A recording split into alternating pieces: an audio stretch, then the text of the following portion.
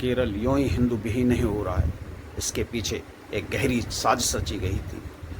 और धर्म परिवर्तन, सिर्फ धर्म परिवर्तन ही नहीं था, कत्लेआम हुआ था। हिंदू औरतों को, आदमियों को काट काट कर एक कुएं में डाल दिया था।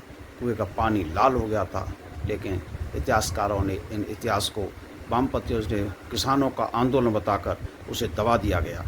ऐसी पहले वीडियो देखें और ऐसी घटना सुनने के लिए मेरे चैनल को सब्सक्राइब और कमेंट्स करें। जय श्री राम। इतिहास का वो काला दिन जब गर्भवती हिंदू महिलाओं के पेट चीर दिए गए ताकि उनके होने वाले बच्चे को भी जन्म से पहले ही खत्म किया जा सके।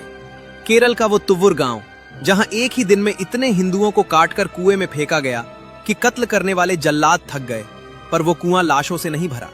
आज हम इतिहास की उन परतों को उखाड़ेंगे जिन्हें भाईचारे के नाम पर दशकों तक दफन कर दिया गया। ये कहानी है मालाबार की, जहां रास्ता सिर्फ एक था, कलमा या कत्ल।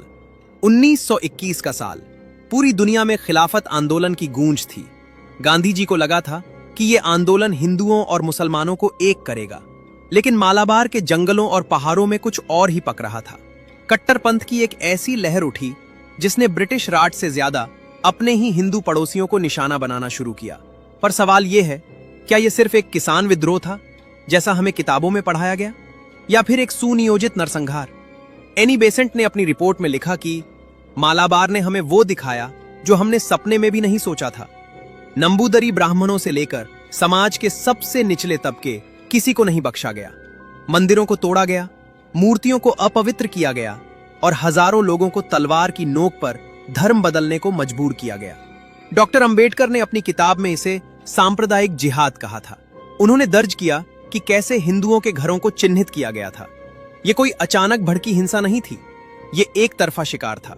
तुव्वुर का वो कुआं आज भी इतिहास के उस सबसे बड़े झूठ की गवाही देता है। दर्जनों हिंदुओं को कतार में खड़ा किया गया, उनसे उनका धर्म पूछा गया।